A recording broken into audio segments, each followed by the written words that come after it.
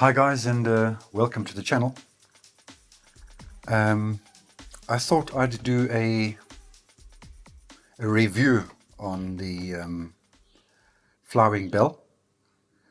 So this is not a sponsored review.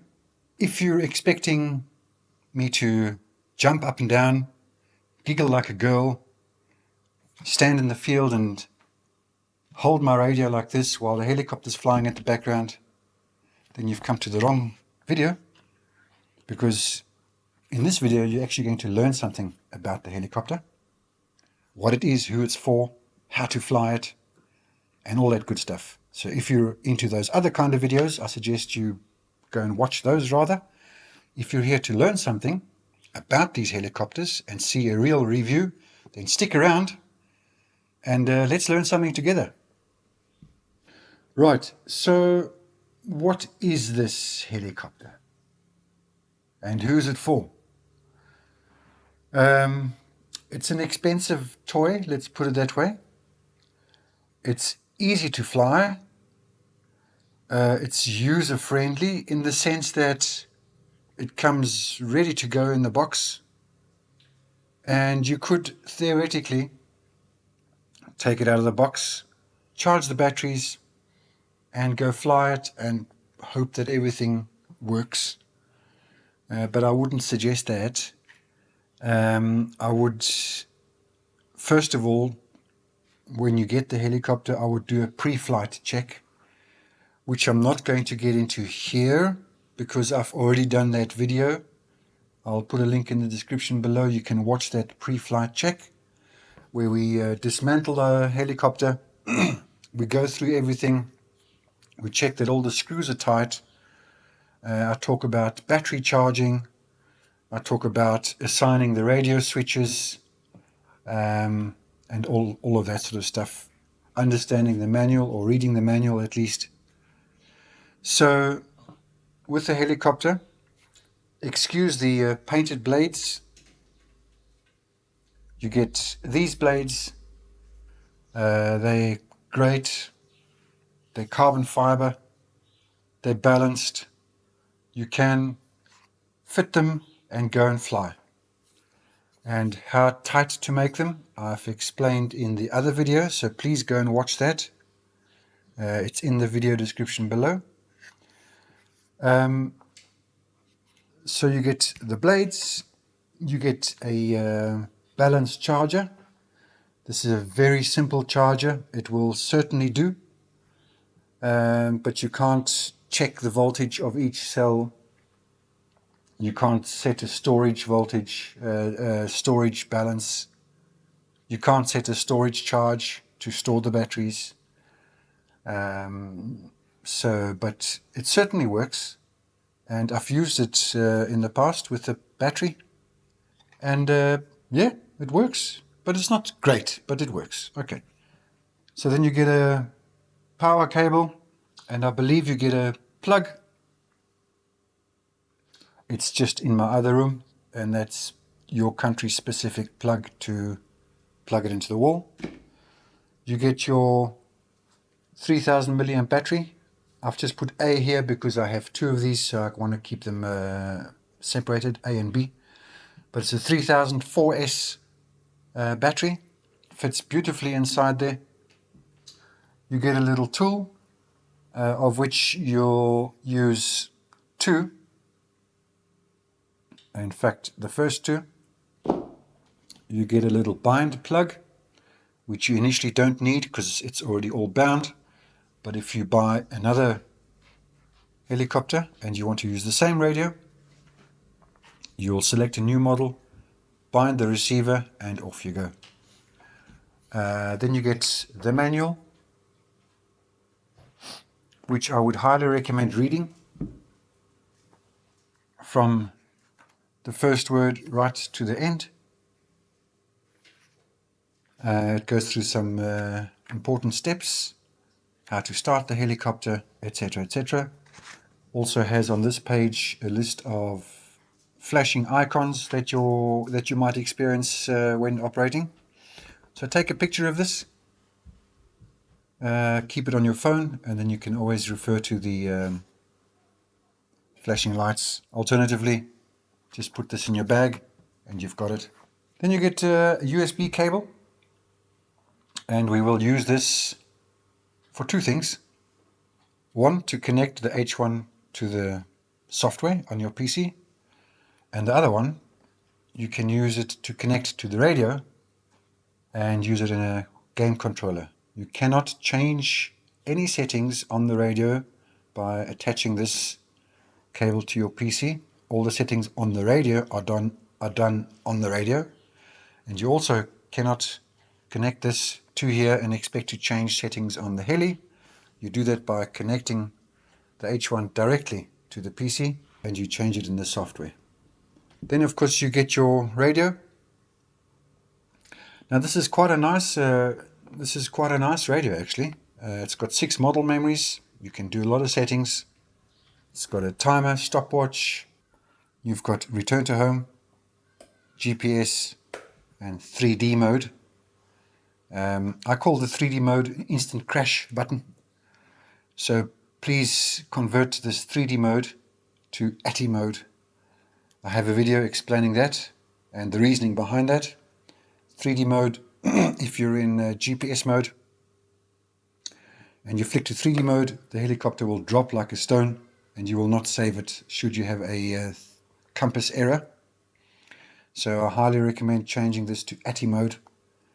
And I also recommend changing the order of the switches to GPS, ATI, return to home. Furthermore, if you want to get even more comfortable, I would first of all change this, as I've just said, and I would also change this 3D switch, which is not used in this helicopter, to GPS and ATI mode, because it's very easy if you're flying, just to flick like this from GPS to ATI, GPS, ATI, and if you really need to, return to home. But I have a video describing that, so by all means do that, please. Some tools, extra tools I would recommend. Get yourself one of these, and you will use the first 3. The reason for that is you can get nicely inside the helicopter to undo things. This tool's a bit short. Nice idea, but not that practical. So I would recommend getting yourself just a little set like that.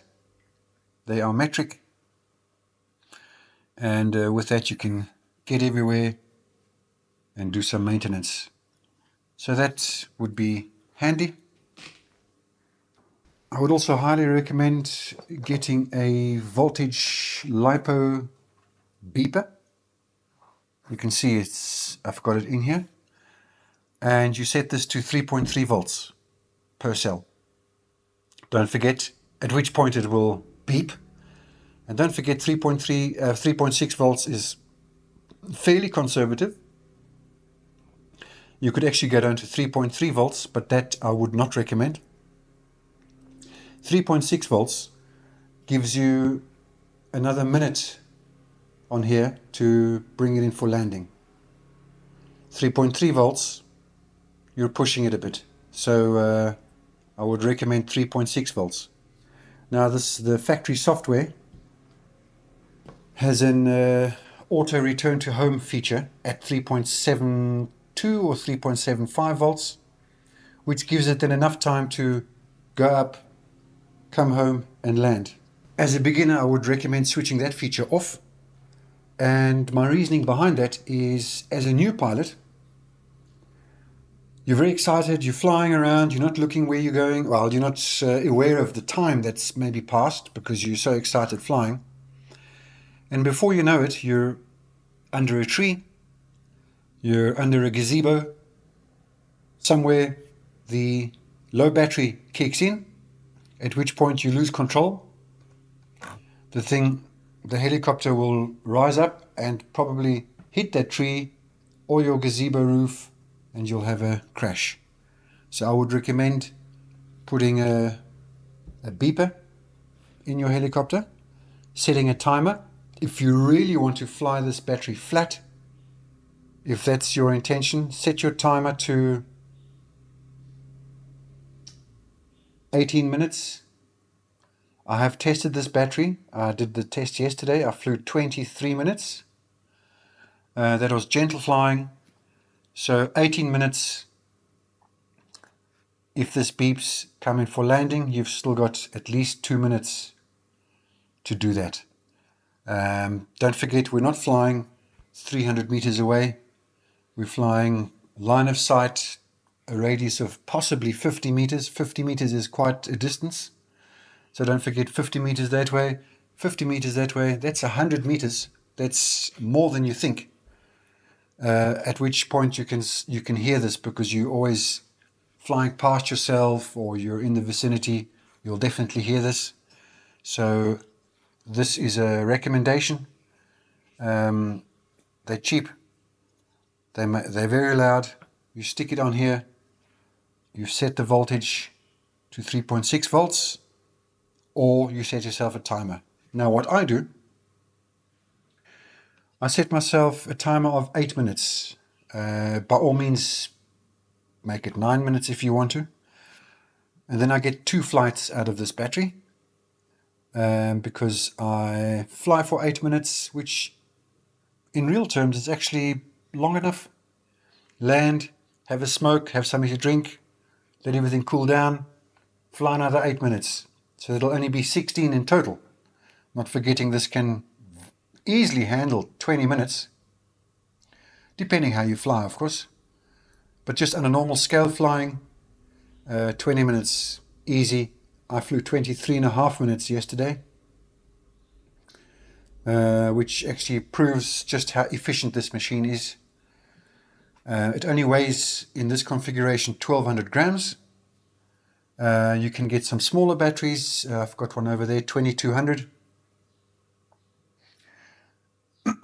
And you'll fly for 12 minutes on that.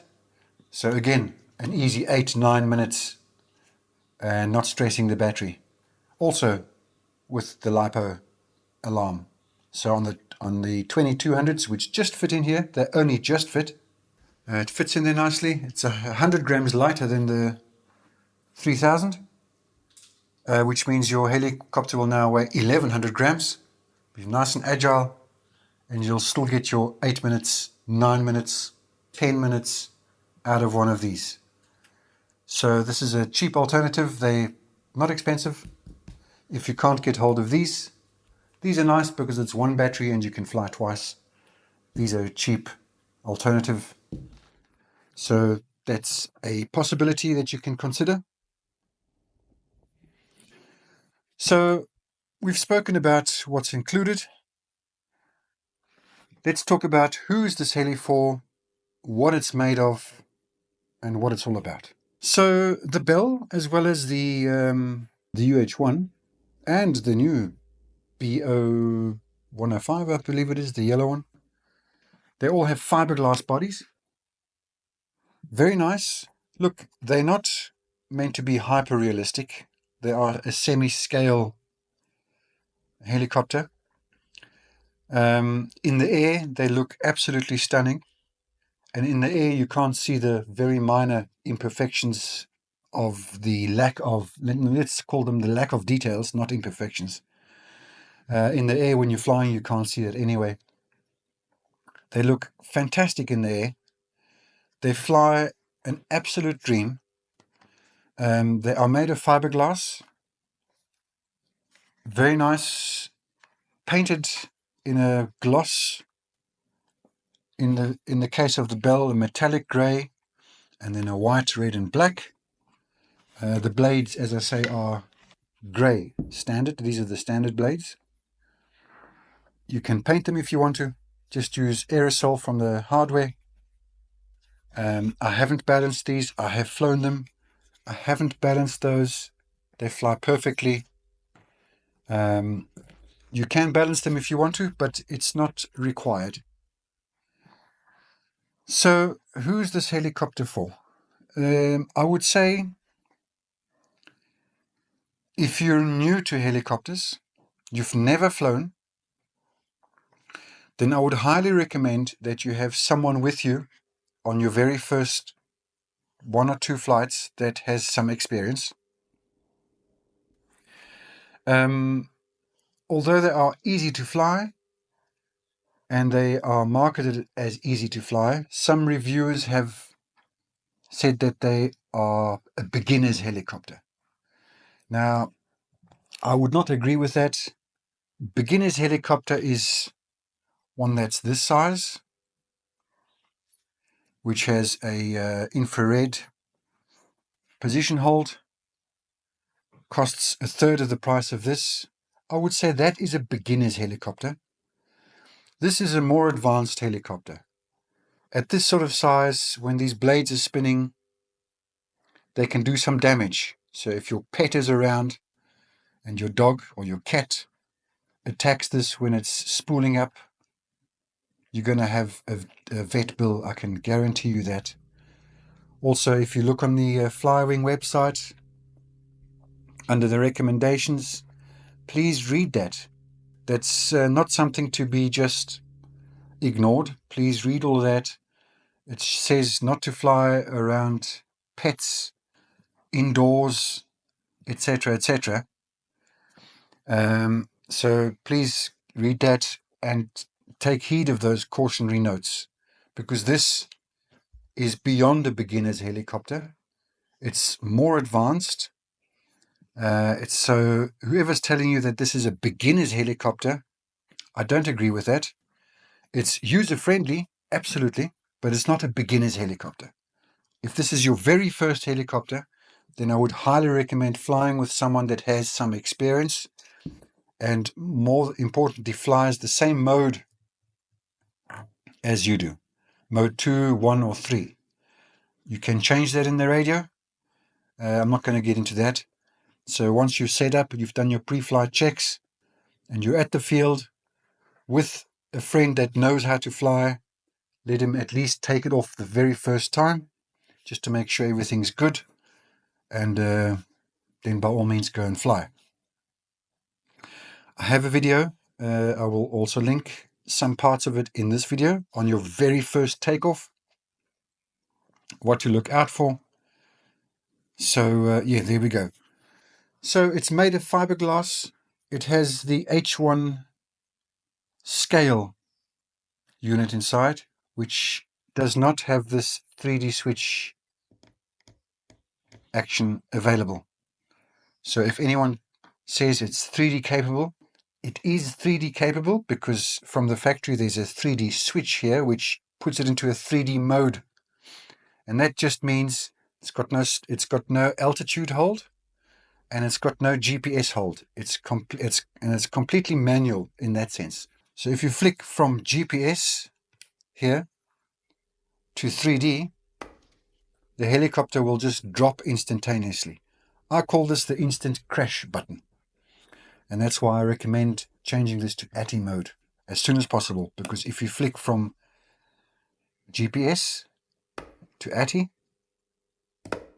to GPS, nothing's going to change here. The only thing that will change in ATI mode is that if there's a wind, it'll start drifting, but it's not going to drop out of the sky.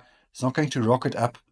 In the event of a GPS and compass error, if you're in GPS mode, you just have to flick it to ATI mode, boop, and it'll just sit there and you can land it. And now, how do you detect one of these errors? Well, if you're in GPS mode, as a beginner, you're hovering about.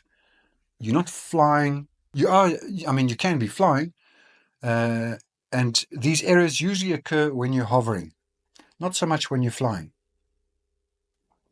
So when you're hovering, if you're hovering and suddenly the helicopter decides to do its own thing, and you've recognized there's an issue, you just flick it to ATI mode. It'll remove the GPS part of the flight completely, and you'll be in complete control.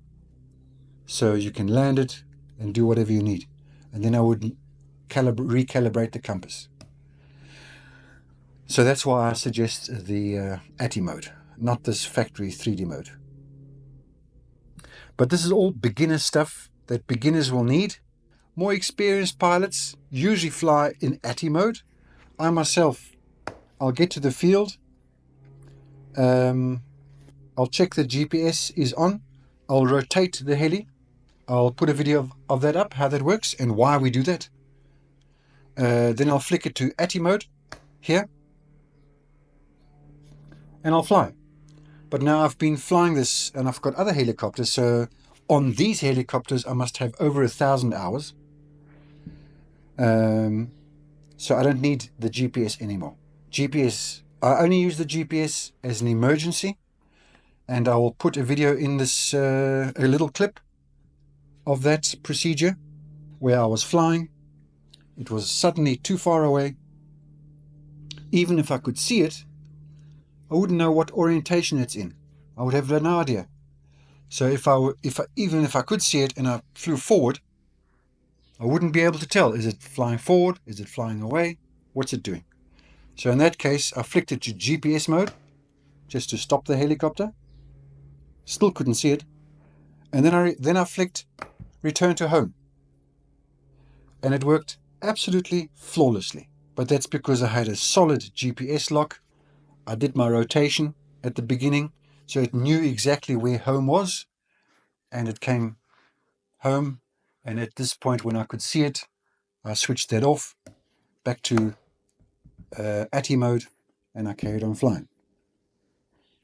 So that's how I use the GPS now that I've flown the helicopter a few times. Beginners will like to fly in GPS mode, and I recommend to fly in GPS mode, because if you're flying and you're just getting used to it and you're just unsure, you just leave the sticks and it'll just sit there. It won't move. It'll just sit there for you. You gather your thoughts and carry on flying. When you're done, you land it all in GPS mode. It's no problem whatsoever.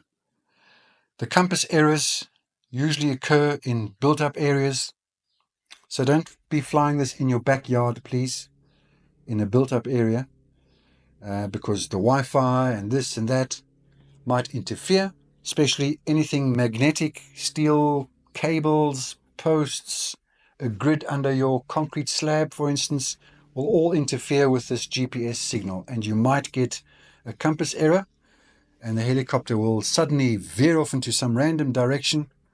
You'll get all flustered, and you'll crash. And in that instance, I recommend switching to ATTI mode. The helicopter will stop doing whatever it's doing. If there's no wind, it'll just sit there, drift slightly. You can maintain your composure, bring it in, land it, happy days. H1 scale unit doesn't have the 3D mode switch, so it won't do quick inverted flight like this with this flick of a switch like the FW450 does. But if you switch it to 3D mode, it will certainly allow you to do that. And you can fly it like a manual helicopter with the aid of tail stabilization. H1 unit, battery, receiver. One thing I will recommend on the receiver, by the way, now that I'm seeing it, you'll see that the antenna wires are bundled together and taped to the receiver. Now, for the short flying distance that you're doing, 50 meters this way, 50 meters that way, it's not a problem. However, I would highly recommend taking a pair of scissors, trimming that bit of tape, unraveling the antenna wires, slipping one underneath the plate that way, and one along here. Mine is just here. It's got a little bit of blue tack on it, and it's lying just here. And the other one is underneath the chassis. So that way you'll create a nice 90 degree like this, and you get maximum range. Maximum range of these is 1 kilometer, but let's be realistic, you're definitely not flying this a kilometer away.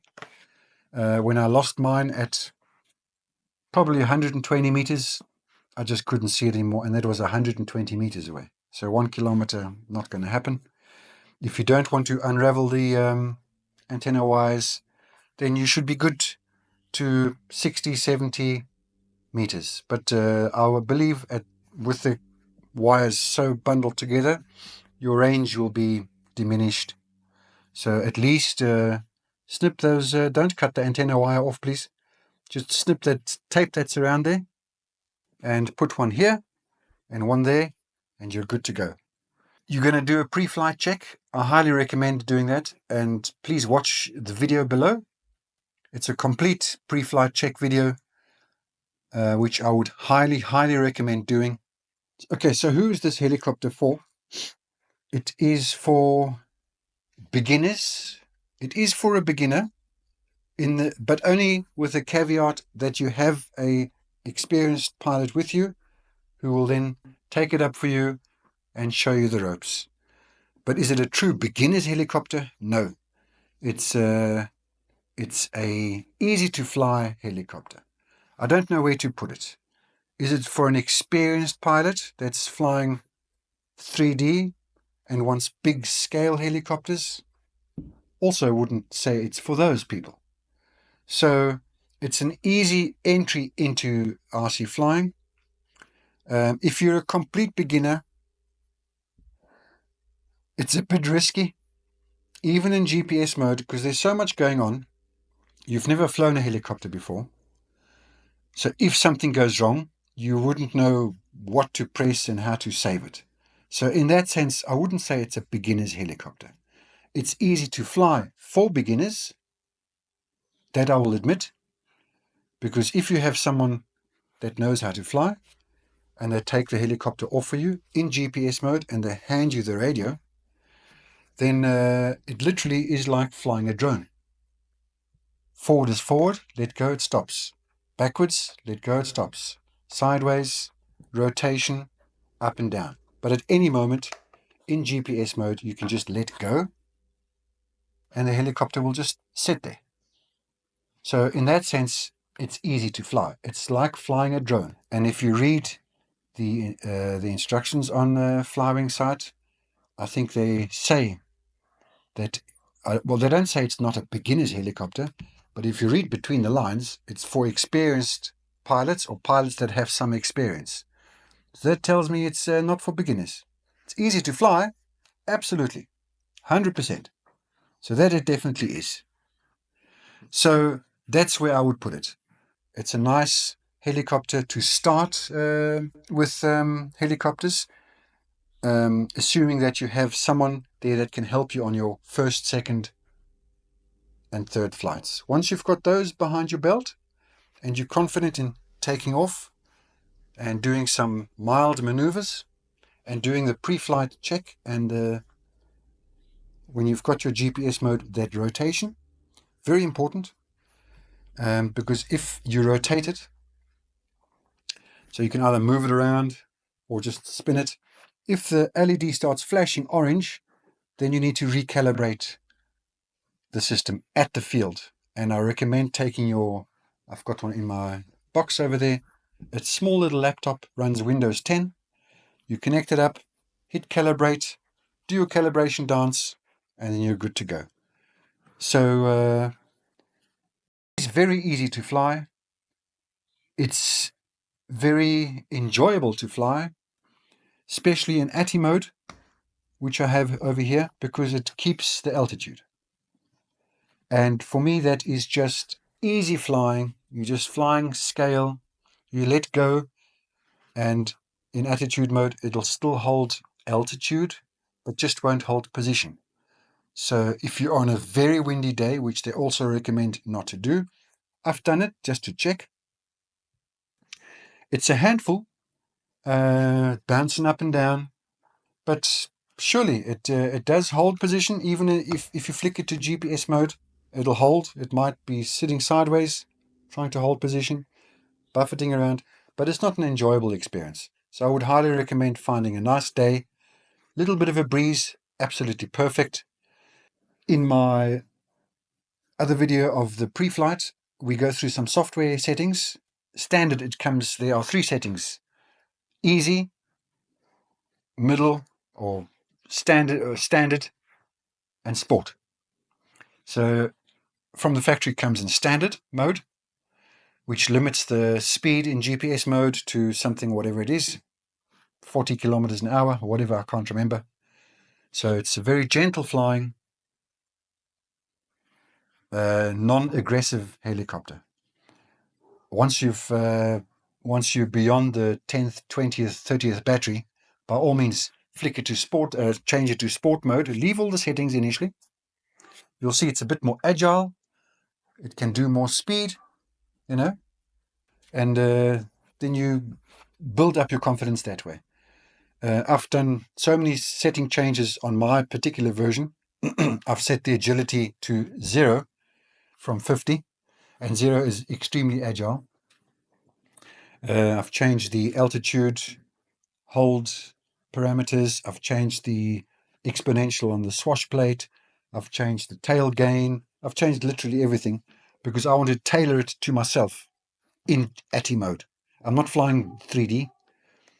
So when I flick it to ATTI mode, I want it to behave in a certain manner. It must be rapid, agile. So if something happens, I can maneuver it quickly. It's not dawdling around towards a tree or whatever it is. But anyway, that's more advanced. I'm going to cut to some footage, some flying footage, a little couple of tips and tricks. I'm not going to stand in the field and hold my radio and the helicopter's behind me showing you how beautifully it flies in GPS mode, not looking at the helicopter, hands off sticks. That is completely the wrong move. Always keep your hands on the sticks, okay? If you're in GPS mode, by all means, let it hover, but don't put your radio down, go get a drink, and hope that your helicopter is still there when you get back, because anything can happen. It can lose GPS mode, and with these blades rotating and the mass that's behind them at the speed, they will cause some serious damage to anything that it hits, a pet, a person. So that whoever is doing this with the helicopter, in my books, is being a bit unresponsible or irresponsible, especially with these size helicopters. So please never do that. One thing I did want to touch on quickly, the helicopter has also got some automated fly modes. So that's 0 and 8. Now, I don't know what the intention of these are or why they're even here. Because if you flick it into a 0 fly mode, it'll do a nose in orbit all by itself. At which point I'm asking myself, who's flying the helicopter? I didn't buy the helicopter, this or any of them, for it to automate anything. I want to fly it. So I'm not learning anything by switching it to 0 fly. I'm also not learning anything when I flick it to the figure 8. It's a trick, it's a nice trick, but I just don't see the point of that. In fact, I would recommend switching this mode off completely. Because what happens as a new pilot, you're in 0 mode. So now already I've taken my fingers off the sticks just to switch this on. Because it's not easily reachable and I want to flick it to that middle position. So I'm taking my fingers off the sticks to flick it there. Okay, so now it's flying a 0 fly. Fantastic. Now I want to flick it back to normal. What do new pilots do? They mistakenly switch this switch off. And that is instant crash, because this is the motor on and off switch. Okay. It's happened before. People do it. There's videos on YouTube. They flick this switch instead of this switch. So if you disable this or you don't use it, then the only reason that your finger needs to ever go here is to either switch the helicopter on, which is on the ground, or switch it off, which is on the ground. You're never in this vicinity here. If this button were here, for instance, then I'd say, okay, go ahead, because you're not anywhere near this switch. This is the death switch, just like the 3D switch. But they've put it here, and it is so easy for a new pilot who is not used to these switches to be in 8 mode and then not looking, and he switches his helicopter off. So I would say don't use this. Don't put it into 8 mode. Put your radio down go inside, have a drink. Very irresponsible. And all those YouTubers who are doing that, I also find that fairly irresponsible. But that's why you're watching this video and not the other videos, because you want to learn something here. So yeah, absolutely brilliant helicopter. I cannot, for what it is, I just cannot fault it. I can't fault it. It's well made, nice fiberglass body. I want to just touch on the brushless motor at the back here. Unlike a conventional helicopter, which has a tiny little swash plate, just like the head at the back, so that the blades twist like this to give you the movement. These have got a brushed motor at the back, which spin all the time. And to move the helicopter left to right, they have to speed up or slow down, which creates a bit of noise. Very easy helicopter to fly. It is very easy to fly. You just need to get over that initial spool up, which is quite daunting, the noise. And then the very first takeoff, because as a beginner you don't know what it's going to do. Is it going to rocket into the sky?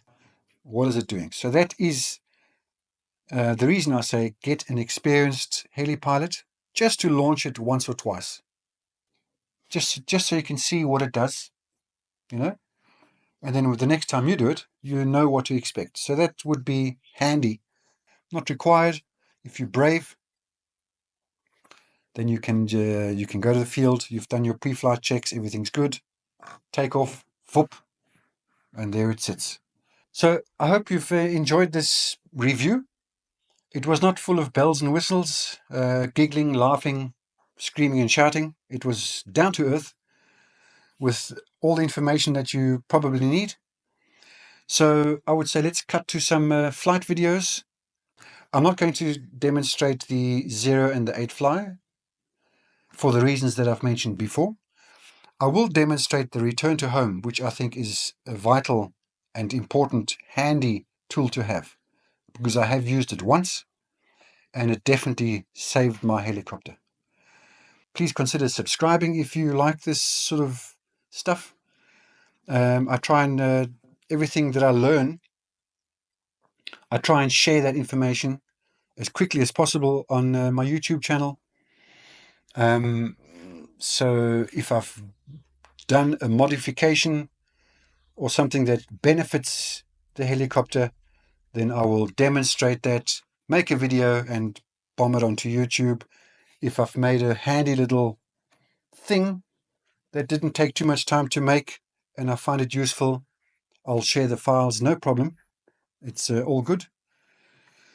So let's cut to some flight videos. I'm going to demonstrate the very first takeoff. I'm going to demonstrate a soft launch. I will demonstrate a return to home. And I think that's all you really need to see. For the rest, you will just learn as you go. So to take off for your very, very first time, make sure you have a nice big place like this. Don't do this in your backyard, please. You're going to hold the sticks down, count to 3, flick it to run. It'll speed up, you'll hear it get to a maximum RPM, and there'll be a slight change in tone as it comes back down a fraction. Then you know you're ready. It's running. You'll give a little, about from halfway point, about a third up. Don't give it full up. The thing will rocket into the sky. So don't do that. Just give it a third up. It will jump a little bit, but don't stress, don't panic, and it'll just hover there. Activate. 1, 2, 3. Hit the run switch. The tail will start first. Listen for the pitch change. We're in GPS mode. There we go. We'll give it a little bit of up. And there she'll hover. Always have your hands ready, because these are not toys. I'm just going to go back to ATTI mode. Now in attitude mode, it just doesn't have position hold. That's all that it doesn't do, but it does everything else. So it's got altitude, you can see. I hope that the radar isn't shot. See? It just doesn't have position hold. So that'll be your next step. After you've flown 3 or 4, 5, 6 batteries, then if you take my recommendation and you put your ATTI switch here, not reaching over here, but just here, then you can flick it to ATTI. Let's say you're at a bit of a height. You flick it to ATTI, take control, get used to the fact that it's drifting a little bit. If you get flustered, just flick it to GPS. Did you see that movement? It just flipped just like that. Okay, I hope that the radar isn't shot. So I'll demonstrate that again. You're in GPS mode. You flick to ATTI. Just find a wind still day. If you get a little bit flustered, just flick it like that to GPS and it'll just sit there for you. All right. Also landing, keep your finger on this off switch.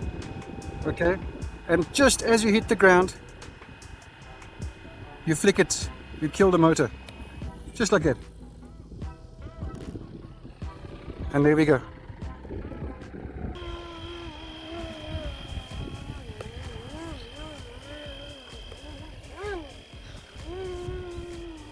So there was a perfect example of a GPS flyaway. I flicked it to GPS and it just decided it didn't like it. I need to calibrate it here again at the field. As I'm flying along here, everything's good, but this camouflaged helicopter is now at least 60-70 meters away, and it was at this point here I don't even know where I am, that I just couldn't see it at all, and I had no hope of it ever resurfacing out of these trees here. And as you can see in this still here, it's just completely disappeared. I'll play it a bit more, can't see it. So the very first thing is I flicked it to GPS mode without searching for the switch. I just flicked switch D, which is the very last one, from attitude upwards into GPS mode, relaxed, and then I hit return to home, which is a different procedure altogether. But guys, yeah, please know where your switches are, don't panic, and yeah, have a great flight. 1, 2, 3. Activate. Gonna give a slight push, let go, and it should just climb up nicely. The radar probably won't be in shot.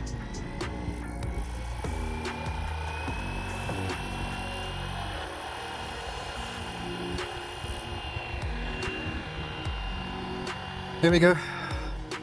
Hold down and count to 3 or 4. 1, 2, 3, 4. Hit run. It's running.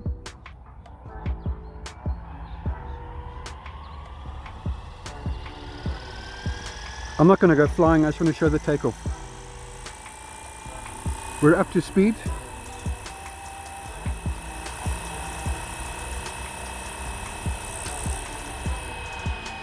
Look at that, guys. Ludicrous. We're up to speed. Throttle, let go. And that's just absolutely very nice helicopter.